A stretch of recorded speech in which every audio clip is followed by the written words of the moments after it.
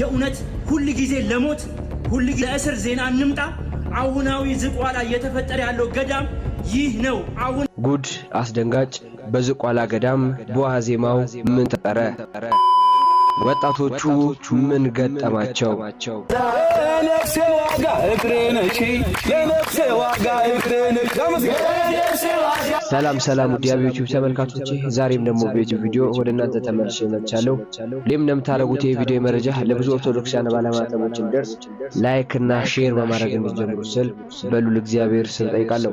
ወቅታዊና አዲስ መረጃ ቅድስት ቤተክርስቲያናችን ሀገራችን ኢትዮጵያን በተመለከተ ዛሬም ወቅታዊና አዲስ መረጃ ለእናንተ እናደርስ ዝግጅታችንን ጨርሰን መጥተናል።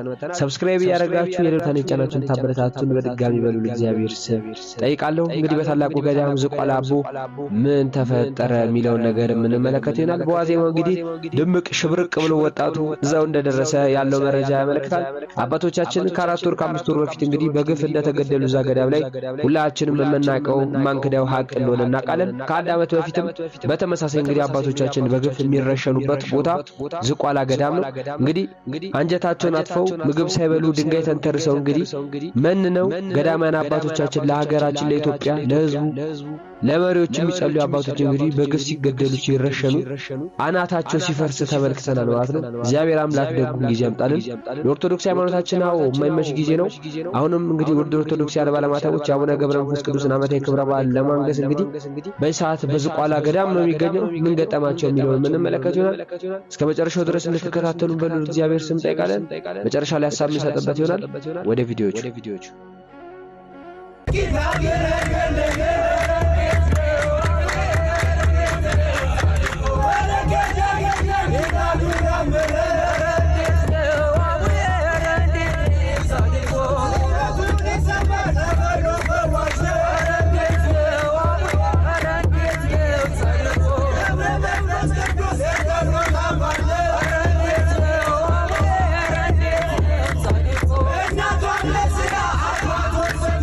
ገዳማውያን እየተረሸኑ ነው።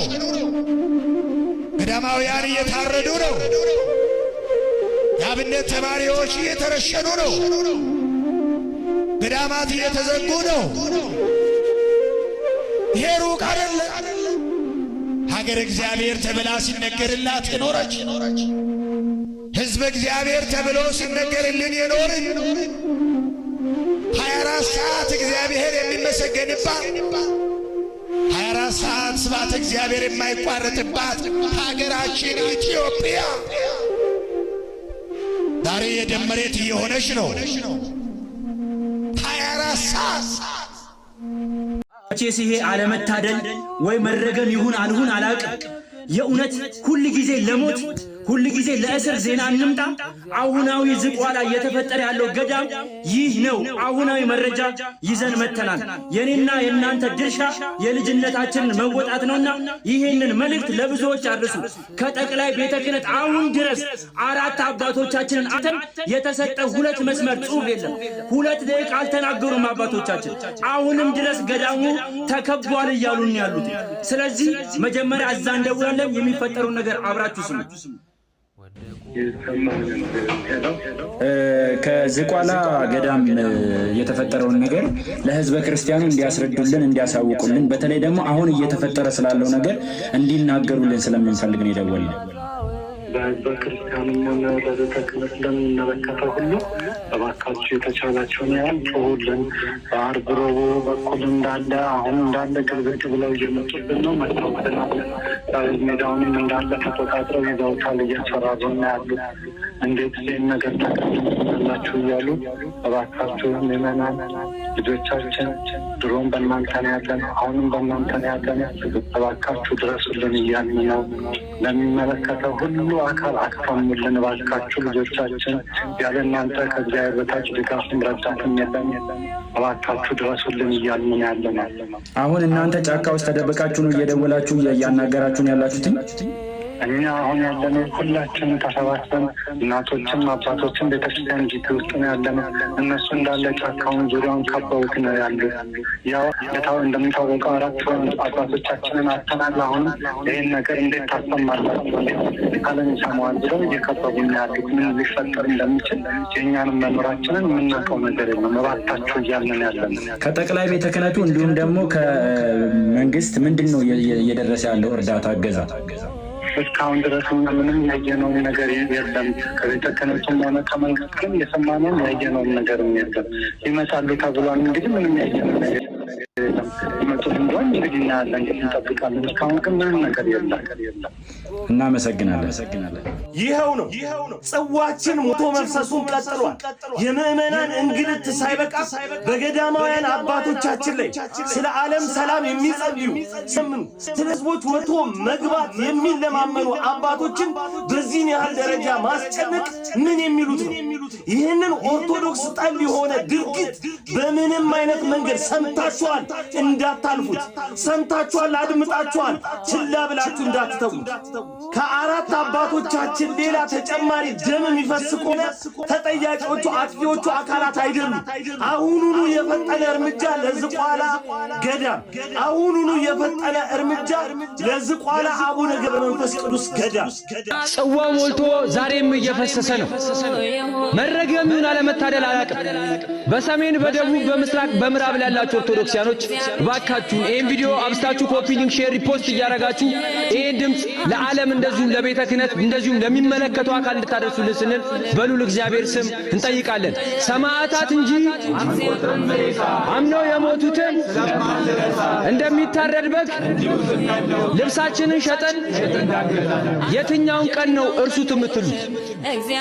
እነዛ የዛሬ ዓመት ዝቋላ ገዳም ላይ የታረዱትን ነው ወይስ ጥር 27 ቀን እንደዛ እንደ ዱቄት የረገፉት ሰማዕታት የሻሸመኔ ሰማዕታት ናቸው? ወይስ እነዛ የያቤሎ ወጣቶች ናቸው? ወይስ ደግሞ ሞጆ አካባቢ እስከነ ሙሉ ቤተሰባቸው የተቃጠሉት ኦርቶዶክሲያን ናቸው? ወይስ አሩሲ ዶዶላ ላይ በግፍ የታረዱት ኦርቶዶክሲያኖች ናቸው እርሱት የምትሉት? እባካችሁን የተዋሕዶ ልጆች ድምጽ ኑን ለአባቶቻችን በረከታቸው ረዳታቸው ይደርብን። ተገደሉ በግፍ ተገደሉ ማይተብ ስላሰሩ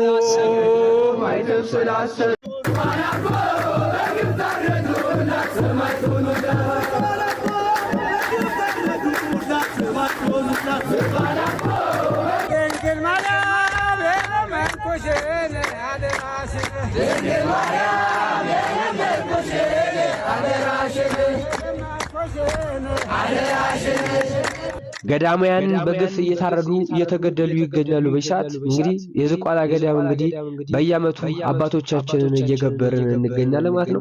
አባቶች እንግዲህ ለሀገራችን ለኢትዮጵያ በጸለዩ በግፍ እየተገደሉ እየታረዱ ይገኛሉ። እንግዲህ ተገደሉ በግፍ ተገደሉ፣ ታረዱልን በግፍ ታረዱልን እየተባለ ሲዘመርም ሰምታችኋል። ኦርቶዶክሲያን ባለማዕተቦችና ቅዱስ ቤተክርስቲያናችን ሁሌም እንደምናገረው ዛሬ ማረብ ላይ ልጅ ነገር ግን ውድ መምጣቱ አይቀርም። ቅዱስ ቤተክርስቲያን አንገቷን እነዚህ እንዳስደፋችሁ አታቀሩም። እናንተ ማንገታችሁ መርታታችሁ እንደማይቀር በዚህ አጋጣሚ ልገልጽላችሁ እወዳለሁ። እንኳን ለአባታችን ለአቡነ ገብረ መንፈስ ቅዱስ ዓመታዊ ክብረ በዓል በሰላም አደረሳችሁ አደረሰን። ኦርቶዶክሲያን እንግዲህ በዓሉን እንግዲህ ለተመለከታችሁ ነው ያለው ድባብ ደስ ይላል። ጻድቁ አባታችን እንግዲህ እንደሚነክሱ በነገው ዕለት እንግዲህ ተገልጿል። ኦርቶዶክሲያን ባለማዕተቦች እንግዲህ በሰሜን በደቡብ በምስራቅ በምዕራብ ላይ ያሉት እንግዲህ በአራቱም አቅጣጫ ያሉት እንግዲህ ወደ ዝቋላ አቦ ተጉዟል። ያን አቀበት ያን ተራራ እየዋጠጡ ወጥተዋል። እንግዲህ ዝቋላ ገዳም ሄዳችሁ ለማታውቁ ሰዎች እንግዲህ ተራራው በጣም እጅግ ከባድ ከሚባሉ ተራራዎች ከባድ ከሚባሉ ገዳሞች አንዱ ዝቋላ አቦ ነው ማለት ነው። ኦርቶዶክሲያን ባለማዕተቦች እኔንም እናንተንም ለሚቀጥለው ዓመት እግዚአብሔር አምላክ ለቦታው ለደጁ ያብቃል። የአባቶቻችን ረድኤታቸው በረከታቸው ይደርብን። ሰማዕታቱ እዛ ቦታ ላይ ነው የተገደሉት። ሰማዕታቱ እዛ ቦታ ላይ የተረሸኑት። ስለዚህ ሳማናዊ ስለሆነች ቅዱስ ቤተክርስቲያን ስለ ክርስቶስ ፍቅር ስለ ድንግል ማርያም ስለ ማህተባቸው ብሎ ነው መናኛን አባቶቻችን እንግዲህ የተገደሉት ማለት ነው። ድንጋይ ዘግተው የሚኖሩ ድንጋይ ተንተራሱ አንጀታቸውን አጥፎ ስለዚህ ቅዱስ ቤተክርስቲያን የሚለምኑ አባቶችን እንግዲህ ከገዳም አውጥቶ መግደል ማለት መሸነፍ ነው። እንግዲህ ኦርቶዶክሳውያን ባለማተቦች አሁንም ምንም ሳይፈሩ ሳይሰጉ እንግዲህ እዛ ቦታ ላይ መሄዳቸውን እያስመለከቱ ይገኛሉ። አንፈራም፣ አንሰጋም፣ አንጠራጠርም መዝሙር ብቻ ሳይሆን ሕይወትም ጭምር እንደሆነ እነዚህ የተዋሕዶ ልጆች እያሳዩን ያስመሰከሩ ይገኛሉ። እግዚአብሔር አምላክ በሰላም እንዳስወጣቸው በሰላም እንዲመልሳቸው ሁላችሁም በጸሎታችሁ አስቧቸው። ሀገራችን ኢትዮጵያ ያለችበት ሁኔታ ይታወቃልና እግዚአብሔር አምላክ በሰላም እንዲወጣቸው በሰላም ይመልሳቸው ለማለት ፈልጋለሁ። ያንን ነገር ያንን ፍርሃት ሳይፈሩ እንግዲህ እነዚህ ኦርቶዶክሳውያን ባለማተቦች ቦታው ድረስ ተጉዟል። እግዚአብሔር አምላክ ይከተላቸው ለማለት ፈልጋለሁ። እኛንም የጻድቁ በረከታቸው ረድኤታቸው ይደርብን። 100 ዓመት እንግዲህ ዝቋላ ገዳም ላይ ተዘግዝቀው አቡነ ገብረ መንፈስ ቅዱስ ሀገራችን ኢትዮጵያን ማርልን፣ ተዋሕዶ ሃይማኖታችን እንግዲህ ለተዋሕዶ ልጆች ማርልን እያሉ የጸለዩበት ቦታ ነውና እግዚአብሔር አምላክ ያችን ቅዱስ ቦታ እንድንረግጥ እግዚአብሔር አምላክ ይርዳን። ለነፍሴ ዋጋ እግሬ ነሽ፣ ለነፍሴ ዋጋ እግሬ ነሽ።